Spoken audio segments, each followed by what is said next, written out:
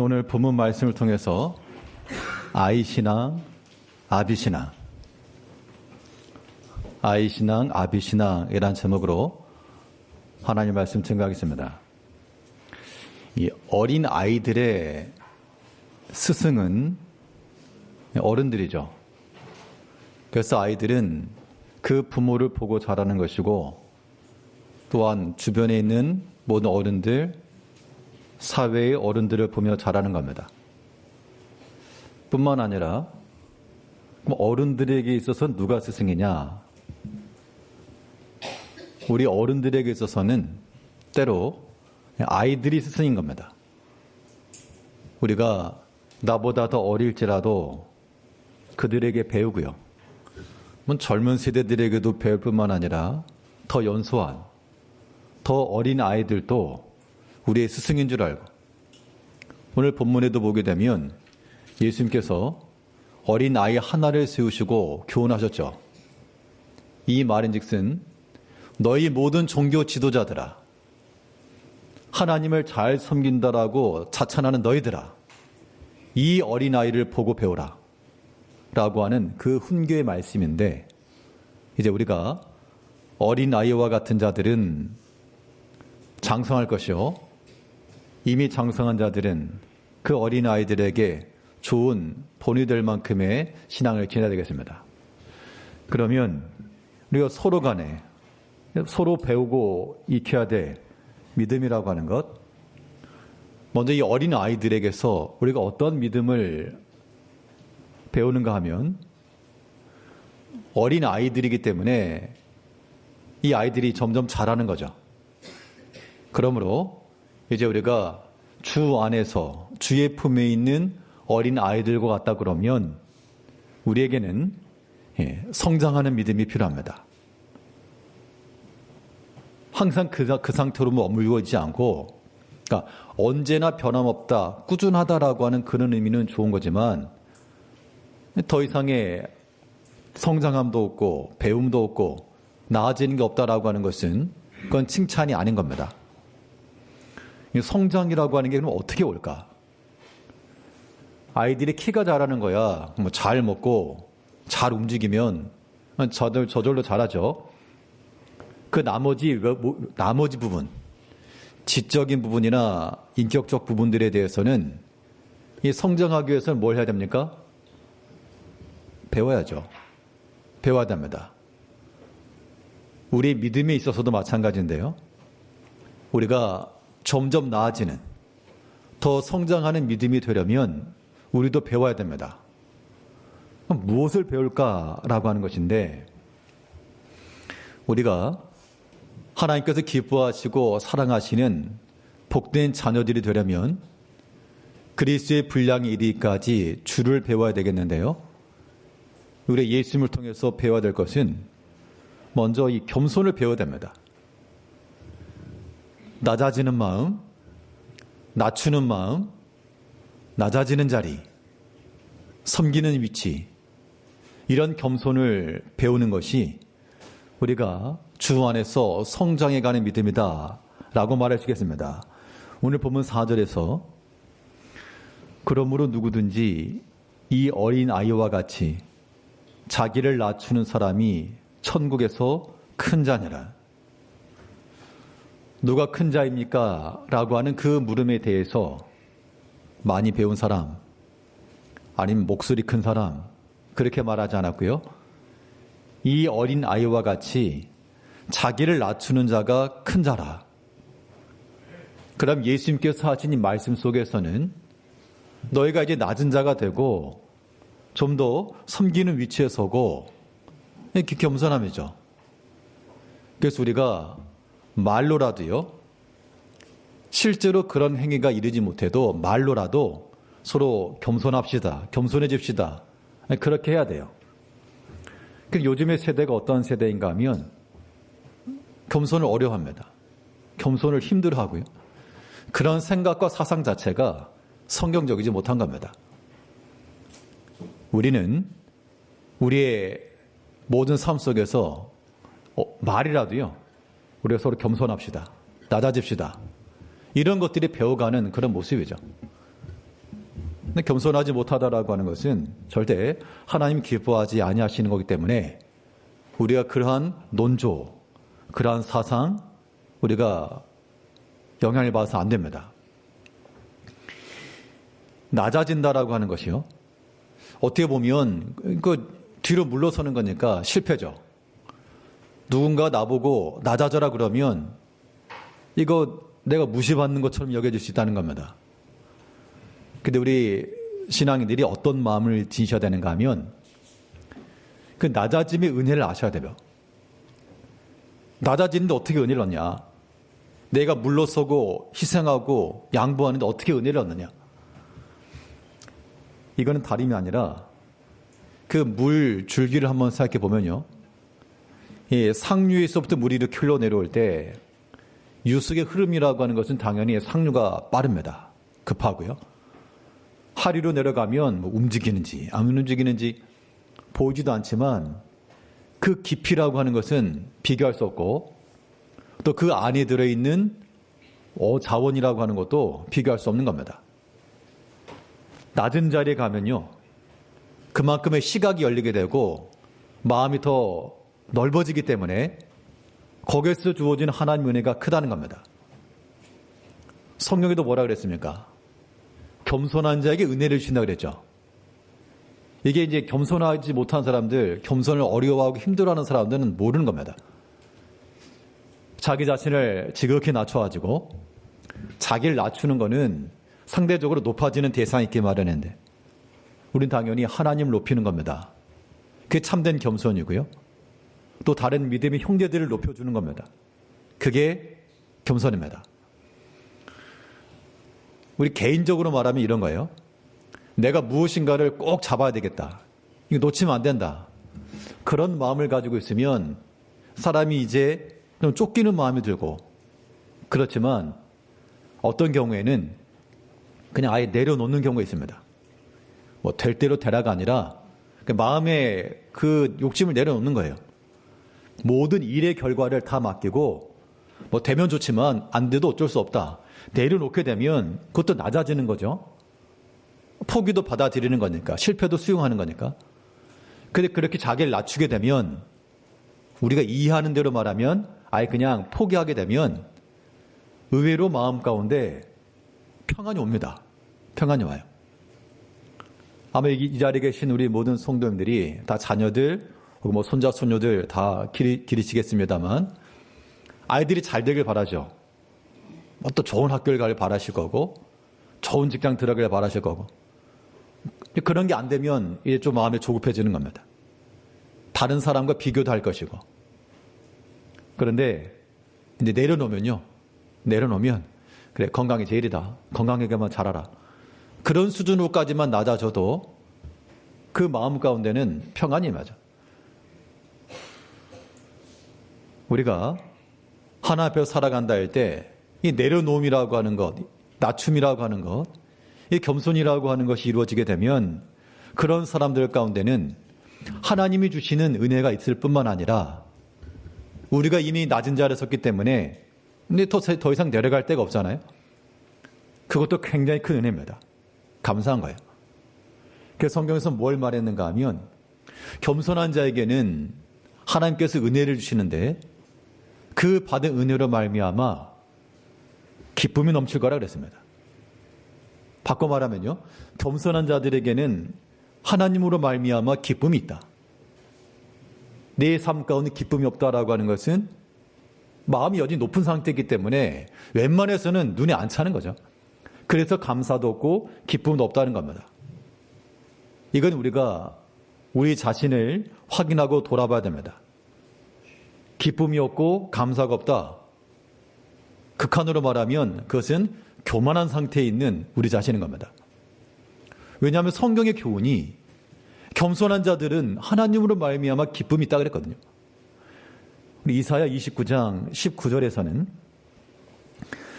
겸손한 자에게 여호와로 말미암아 기쁨이 더하겠고 사람 중 가난한 자가 이스라엘의 거룩하신 이로 말미암아 즐거워하리니. 겸손한 자에게는 세상 것으로 인해서 기쁨이 더해지겠다라고 하진 않았고 여호와로 말미암아 기쁨이 더할 것이라. 하나님이 주시는 그 마음이죠. 이 겸손을 우리가 행한다는 것은 겸손한 사람과 같은 부류가 되는 겁니다. 내가 교만하다는 것은 교만한 사람과 같은 부류가 되고요. 이 땅 가운데서 가장 겸손한 사람이 누구였습니까? 가장 겸손하신 분 예수님이시죠. 겸손의 왕, 평화의 왕. 그가 얼마나 겸손하셨으면 그가 친히 하나님이셨으나 사람의 몸을 입고 오시고, 사실 우리가 이 말씀을 묵상한다는 것은요, 때로 우리가 교회 생활할 때 혹은 믿음 생활을 하다 보면 우리 마음이 불편할 때가 있습니다. 사람이 나를 무시하는 것 같다. 내가 합당한 대우를 받지 못한 것 같다. 예수님께서는 합당한 대우 받지 못하셨습니다. 그게 겸손인 거예요. 우리에게 만일 그런 상황이 주어졌다 그러면 이거는 예수님의 겸손을 받을 수 있는 좋은 기회라 라고 생각을 하셔야지, 사람과 싸운다 그러면 그거 복되지 않습니다. 겸손한 자들은 여호와로 말미암아 무엇이 더해지겠고 기쁨이 더해지고. 기뻐하실 분이 별로 안 계시는 것 같은데 우리 같이 한번 읽어보겠습니다. 우리 29장 19절에요. 겸손한 자에게 여호와로 말미암아 기쁨이 더하겠고 사람 중 가난한 자가 이스라엘의 거룩하신 이로 말미암아 즐거워하리니. 인생 살아가면서 기쁠 일이 무엇이 있을까? 사실 우리가 기쁜 일보다도 안 기쁜 일들이 더 많은 것 같습니다.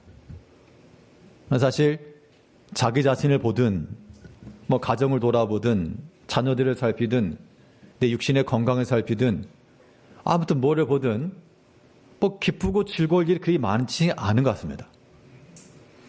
자, 세상의 것으로 우리가 기쁨이 없으면 우리가 살 길은 하나님으로 말미암아 기쁨을 더하는 길인데, 그 방법을 오늘 본문에서 가르치고 있죠. 너희가 겸손히 자신을 낮추면 비록 비난받을지라도, 내가 정당한 대우를 받지 못했을지라도 자신을 낮출 줄 알면 여호와로 말미암아 기쁨이 더해지겠고. 그러니까 이런 말씀을 적용하려고 그러면요, 절대로 우리가 악도리가 돼가지고, 예전에 목사님들 하시던 말씀이 악도리가 돼가지고 막 여기저기 악 하면서 다니지 마시고, 모든 상황 가운데서 지극히 겸손하시고 낮아지시고, 한 걸음 좀 물러서시고, 아주 양보들 좀 하시고, 참 그런 모습들을 보여야 그런 겸손한 자들에게 하나님이 은혜를 주시는 거예요. 내가 먼저 왔다, 내가 우선한다, 사실 그런 게 이제 순서적으로 맞죠. 그렇게 해도 상관없지만 이거 좀 우리가 물러주고 양보했을 때도 마음이 좀 여유로워질 수 있습니다. 그런 모습들을 우리가 조금 인격적으로 만들어가는 것, 이런 것들이 배워가는 모습이죠. 어린 아이들이 한 번 가르쳤다고 해서 또 한 번 배웠다고 해서 다 아는 건 아닙니다. 계속해서 연습해 나가는 거죠. 이제 우리도 예수님을 본받는 자가 되어 겸손을 배우고, 예수님께서 어린아이 하나 세우시고 너희도 이와 같이 되라. 이것은 어린아이들의 떼쓰는 거, 말 안 듣는 것, 그걸 의미하지 않죠. 이 어린 아들같이 낮추는 자, 즉히 낮아지는 자, 당연히 낮은 자리에 있을 줄 아는 자예요. 근데 상석에 앉아가지고 있는 거 말고 당연히 낮은 자리에 있어야 될 것을 아는 자들, 그런 마음을 가지고 나갈 때 하나님께서 은혜 베푸시고, 또 그러한 겸손한 자들은 여호와로 말미암아 무엇이 더해지고 기쁨이 더해지고, 참 기뻐할 것 없는 세상 중에 우리가 하나님으로 말미암아 우리 마음 가운데 기쁨의 충만함과 풍성함에 이룰 수 있는 우리 모든 성도님들이 되시기를 바라겠습니다. 겸손을 잘 배우는 거 우리에게 필요하고요. 또 우리가 성장하는 어린 아이들과 같이 우리 믿음이 더 자라기 위해서 또 무엇을 배워야 될 것인가? 예수님께서 예수님께서도 이 땅에 계시면서 육체가 자랐습니다. 키와 몸이 자랐다 그랬어요. 예수님께서도 키와 몸이 자라셨는데 단지 몸집만 커지신 것이 아니라 우리 성경을 보게 되면 예수님께서 자라시면서 육신의 부모였던 요셉과 마리아죠. 순종하여 받들었다 그랬습니다.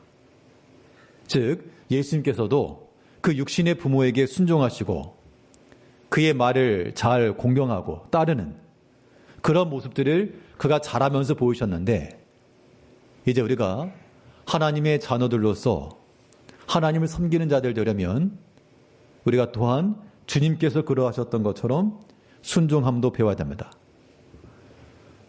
순종을 배우는 것, 이것도 우리의 신앙의 성장함이 있어서 필요한 거예요. 사람들이 안 하죠. 내게 번잡하고 유익함이 없다 생각하기 때문에 그냥 단 것만 삼키는 겁니다. 그런데 순종함도 배우셔야 돼요. 히브리서 5장 8절을 보게 되면 그가 아들이시면서도 받으신 고난으로 순종함을 배워서 예수님께서 순종을 배우셨다 그랬죠. 그 순종을 배웠는데 그 배움의 교과서, 그 순종을 몸에 익혔던 그 기회가 무엇이었는가 하니 고난으로 순종을 배웠다 그랬습니다. 자, 고난 가운데 사람이 할 수 있는 게 뭐죠? 내가 고난 받습니다. 그러면 우리가 다들 고난 중에 사시니까 이 자리에 계신 성도님들도 고난을 많이 받으시죠? 고난 받을 때 그때 어떤 마음이세요? 순종할 마음이 드시는 게 아니고 이제 원망 나오는 거예요. 그 고난 중에 낭망되고 불평이 되고 다툼이 일어나고 그런데 하나님께서 우리에게 고난을 때려 주시는 것은 그러라고 주신 게 아닌 겁니다. 잘못 쓰는 거죠. 그 고난을 통해서 우리가 무엇을 배워야 되느냐? 이 땅 가운데서 사람의 생각과 뜻으로 되는 게 없고 내 인생의 주인이 내가 아니구나. 만일 내가 마음대로 할 수 있다 그러면 이 왜 고난 가운데 있겠어요? 뛰쳐나오지. 아무리 내가 나오고 싶어도 나올 수 없는 이 상황 속에 오직 나를 구원하시고 나를 끌어내 주실 리가 오직 하나님밖에 없으므로 그 하나님을 의지하고 그의 명하신 뜻을 따라 내가 산다. 이것이 우리가 이 고난 중에 배워야 될 일이라고 하는 겁니다. 문제를 봤으면 풀어내야죠. 하나님께서 우리에게 고난이라고 하는 문제를 냈으면 풀어가야 되는데 그 풀어가는 방식이 오직 하나님만 의지하라고 하시는구나. 낭망치 말고 소망 중에 하나님의 말씀 가운데 온전히 순종하여 나아가자. 이게 풀어가는 해법이거든요. 근데 사람들이 이 수를 벗어나기 위해서 사람의 생각과 여전한 탐욕과 인간적 이기적인 마음과 완고한 고집과 그런 것들을 버리지 않으니 풀 수가 없는 겁니다. 이거. 답을 보면 동그라미를 치는데 막상 풀려고 그러면 못 푸는 그런 경우죠. 예수님께서도 그가 친히 아들이시면서도 받으신 고난으로 말미암아 순종을 배우셨다. 성경을 보니까요. 성경에 있는 모든 이야기들은 실패의 스토리가 아니라 성공의 스토리입니다. 자, 구원받았다. 구원이라고 하는 것은 실패가 아니고 성공한 거죠. 살아난 거니까. 그런데 이 구원이라고 하는 것이 성공의 이야기이긴 한데 구원이라고 하는 건 말 자체가 무엇을 포함하고 있습니까?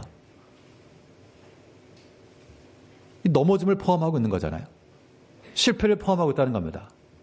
결국 성경에 나오는 모든 이야기들을 가만 보면 하나님이 구원하셨는데 정말 극심한 고난 중에서 말로 다 할 수 없는 어려움 중에서 마치 사형 선고를 받은 듯한 그런 상황 속에서의 구원이었다는 겁니다. 그럼 우리가 그런 상황 가운데 놓였다는 것은 일단 절반은 된 거죠. 절반. 하나님의 구원의 역사가 일어날 수 있는 절반은 된 겁니다. 그러면 거기서 해야 될 일이 뭐냐? 이런 고난을 받았을 때 그 믿음의 사람들이 어떻게 했는지를 우리가 본받고 따라가는 거죠. 그 고난 중에 있을 때 예수님께서 고난으로 순종을 배웠고, 요셉도 그가 고난 중, 감옥에 있었죠. 그 고난 중에서 말씀이 응할 때까지 연단을 받았고, 그런 것들 어떻게 보면 하나의 순종을 배운 겁니다. 우리가 하나 앞에서 믿음 가운데서 우리 믿음의 장성함, 성장함이라고 하는 것, 하나님 말씀에 대해서요, 우리가 잘 순종을 해야 됩니다. 배우셔야 돼요. 그러면 하나님 말씀에 대해서 순종하는 것과 나는 하나님께만 순종한다, 이것도 잘못된 겁니다. 성경에서는 하나님께 순종하는 것은 두말할 것도 없고, 그의 말씀을 듣고 그 말씀이 내게 좋든지 안 좋든지 순종을 했고요. 그 말을 전해주는 선지자의 말도 잘 순종을 해야 되고, 또한 부모의 말도 순종을 해야 되고, 하나님께서 세우신 모든 권세 가운데도 순종을 해야 되고, 우리가 순종함을 배워나가는 겁니다. 그런데 이 말씀의 특징이 무엇인가 하면, 사람들이 자기 스승을 도와가지고 자기가 듣고 싶은 걸 듣는 거예요. 그러니까 마땅히 들어야 될 말을 듣는 게 아니라 자기가 듣고 싶은 걸 듣는 겁니다. 특히 요즘 세대가 더 그렇게 되었습니다. 이 여러 가지 갈라지는 세대 가운데서 사상이 나눠지고 입장차가 달리다 보니까 내가 듣고 싶은 거 듣고 보고 싶어 오는 거예요. 뉴스도 마찬가지고 내가 보고 싶은 거 보고 듣고 싶지 않은 거 안 듣고, 세상의 것이야 그렇다 치더라도요, 우리가 하나님 말씀에 대해서는 가감없이 내게 유익한 말씀도 우리가 복된 걸로 알고 듣고, 때로 나를 훈계하고 깨닫게 하고 나를 부끄럽게 만드는 것일지라도 그 말씀 가운데 이해하고 순종할 줄 알아야 되는데, 사람들이 그런 말씀에 대해서 달갑게 순종하는 게 아니라 거부감을 가지고 적대시하는 경우가 있다는 겁니다. 그것은 우리가 믿음 안에서 자라는 모습이 절대 없어요. 우리는 우리에게 좋든지 안 좋든지 무엇이든지 막론하고 순종하기를 힘써야 됩니다. 그게 복된 길이에요. 예레미야 42장 6절 말씀에서는 우리가 당신을 우리 하나님 여호와께 보냄은 그의 목소리가 우리에게 좋든지 좋지 않든지를 막론하고 순종하려 함이라. 그러니까 선지자를 통해서 하나님 말씀을 듣겠다, 그 얘기입니다. 하나님께서 직접 뭐라 말씀하신 것은 아닌데, 이 예레미야 선지자를 통해서 우리를 향하신, 나를 향하신 하나님의 음성을 듣겠다라고 할 때, 내가 듣고 싶은 것만 듣겠습니다가 아니라 내게 좋든지 우리에게 좋든지 좋지 않든지를 막론하고 순종을 하려 함이라. 이런 자세가 필요한 거예요. 그럼 왜 내게 좋지 않은 것일지라도 순종을 해야 되겠죠? 우리가 이 물음에 대한 답변을 하지 않으면 순종하겠습니까? 안 하죠, 당연히. 당연히 좋은 걸로 순종하지 왜 좋지 않은 걸 순종하냐, 그 얘기입니다. 자, 하나님께서 우리에게 말씀하신 것은 그것이 내게 좋은 말씀이건 지금 현재 나의 것을 포기하거나 아니면 내가 놓아야 될 것이 있어가지고 내게 좋지 않은 말씀이건 순종하려 함이라 그랬는데 왜 그래야 되냐? 그 이유에 대한 답변을 우리가 명확히 해야 됩니다. 이 답변을 할 수 있느냐 없느냐에 따라서 순종의 여부가 갈리는 거예요. 그러면 왜 해야 되죠? 간단합니다. 이거는 이 예레미야 42장 6절 뒤를 보면 뒷부분. 한번 성경 한번 찾아보시죠. 자, 다들 한번 찾겠습니다. 예레미야 42장.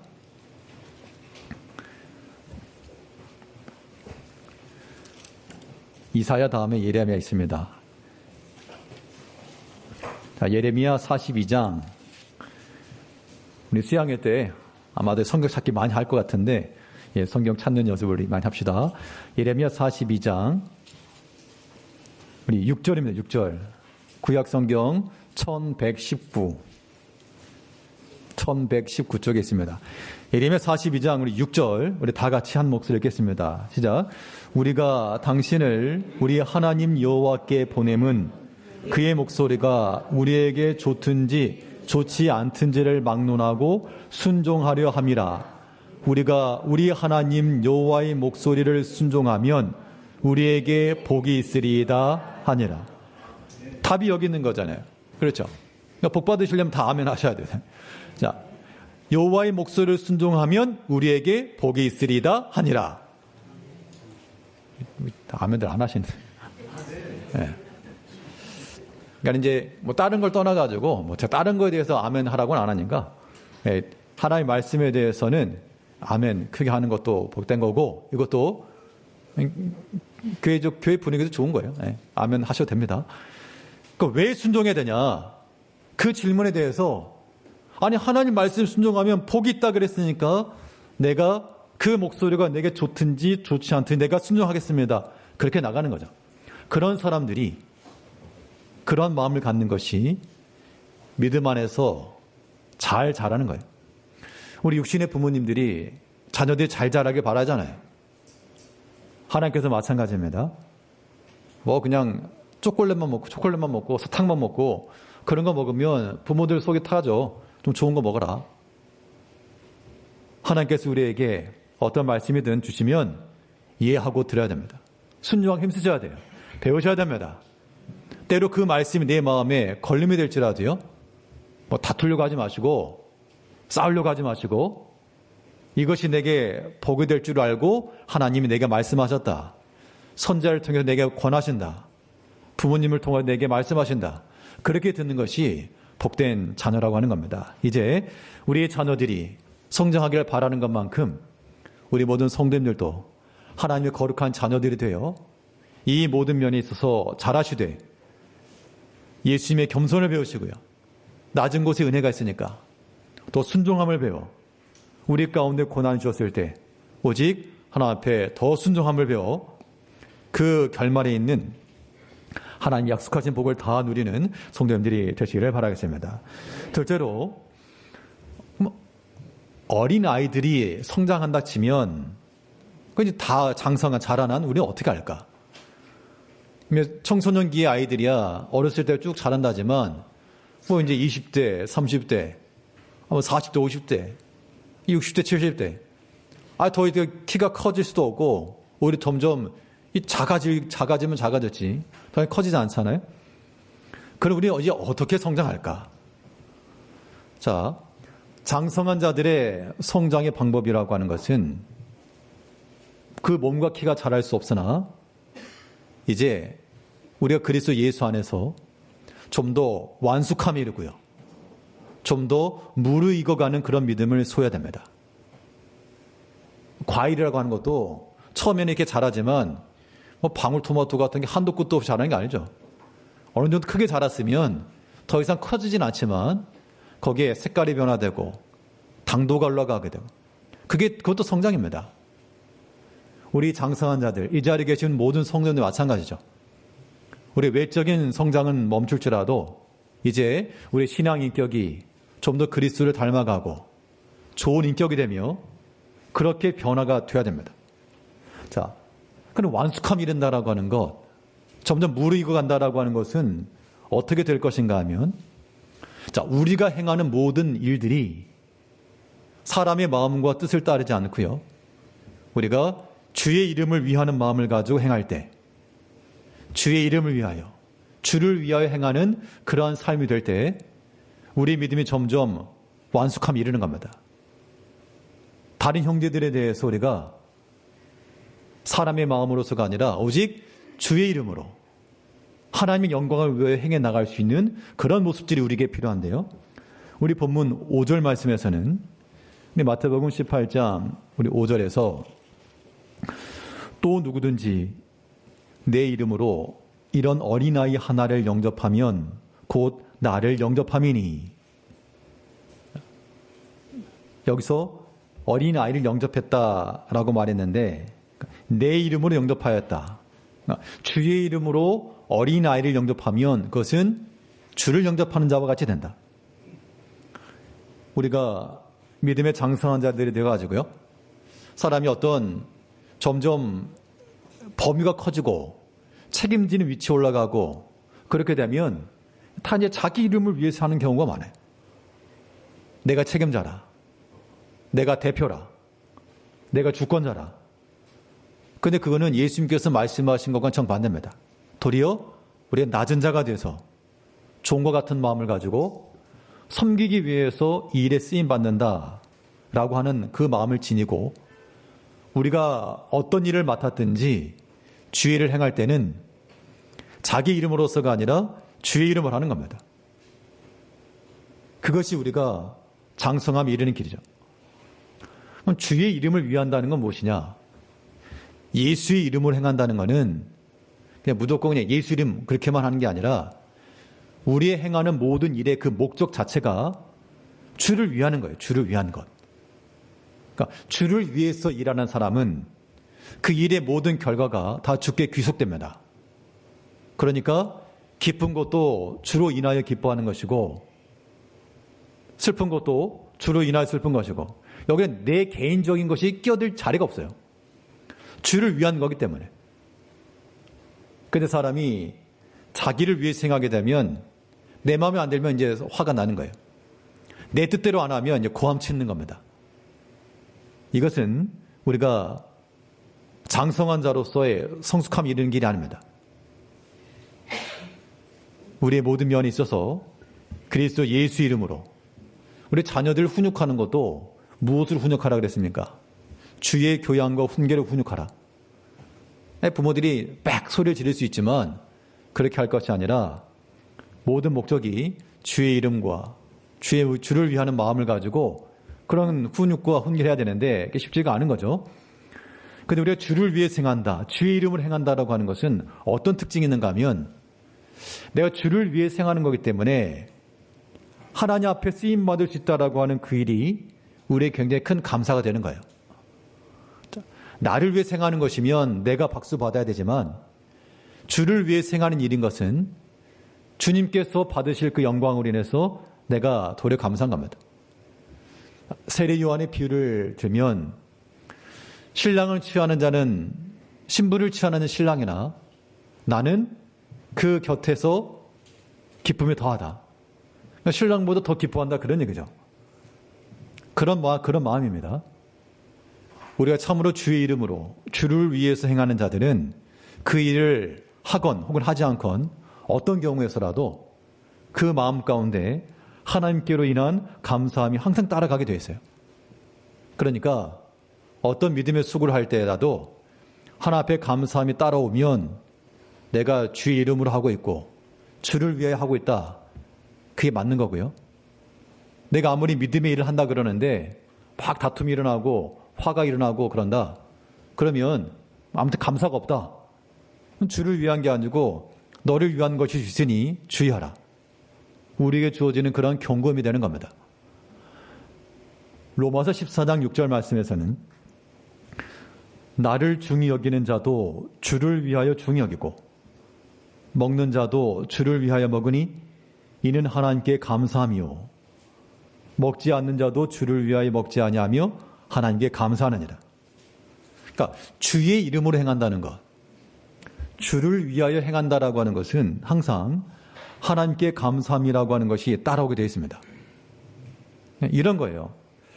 우리가 이제 교회 내에서 일을 하는 거니까 우리가 어떤 일에 쓰임받든지 참 하나님 앞에 쓰임받을 수 있는 것에 감사하는 마음을 가지고 행하면 그게 주를 위해서 행하는 겁니다.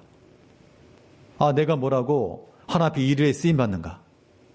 아, 내가 뭐라고 이 일에 쓰임받을 수 있는 기회를 주시는가?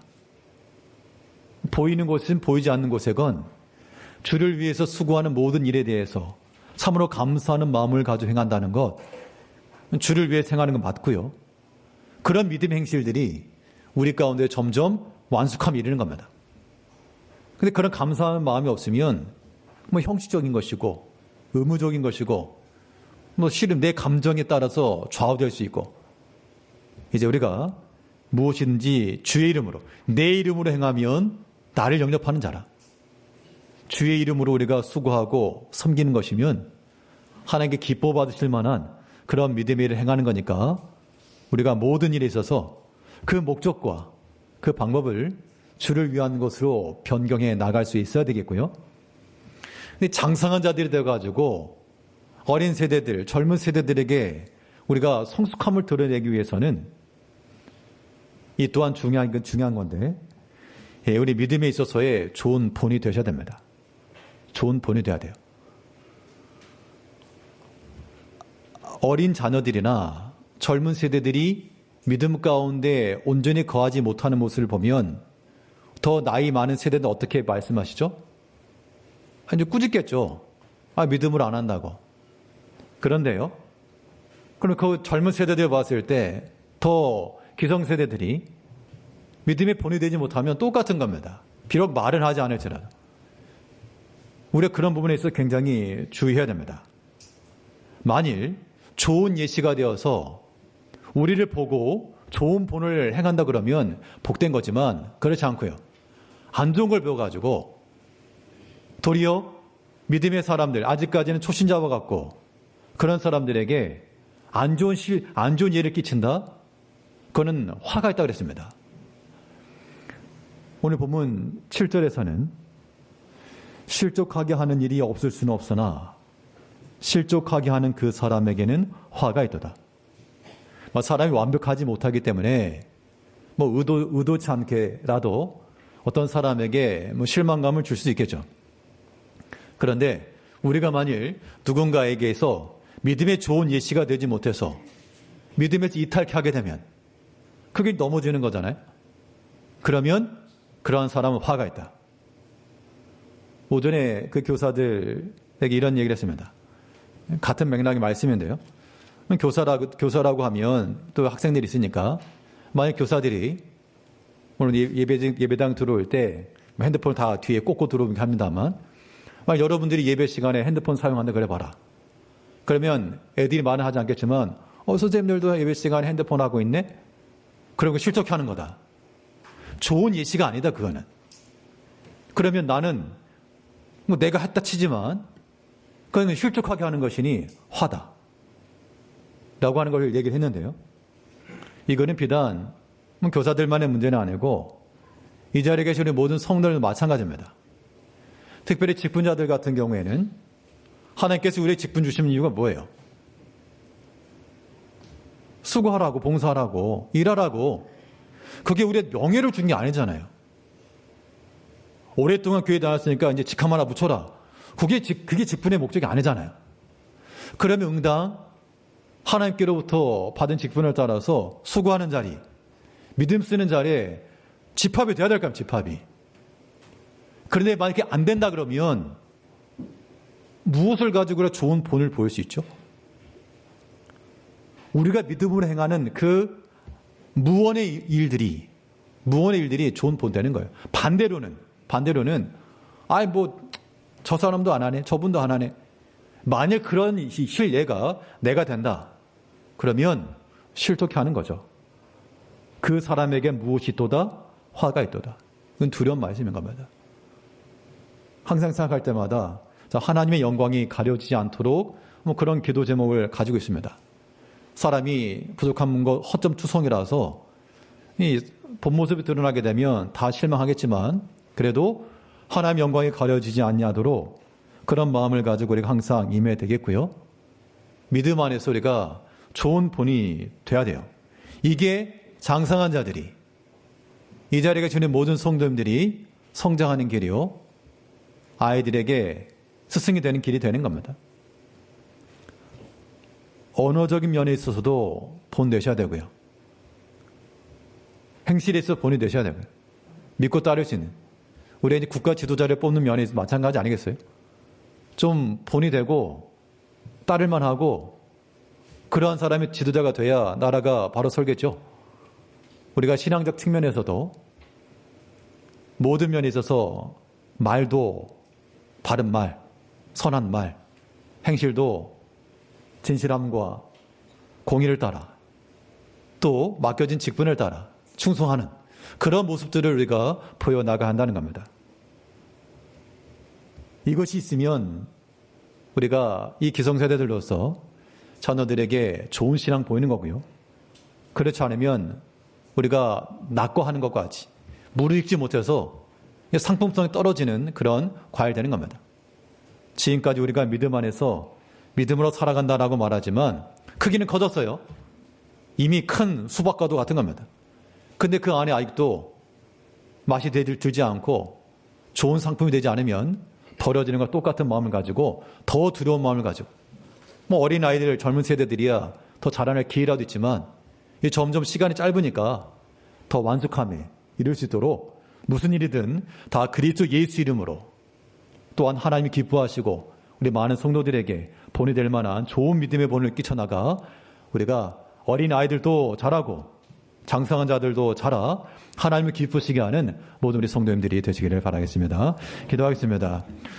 우리 기뻐하신 아버지 하나님, 우리가 주의 품에 안긴 어린 자녀들과 같이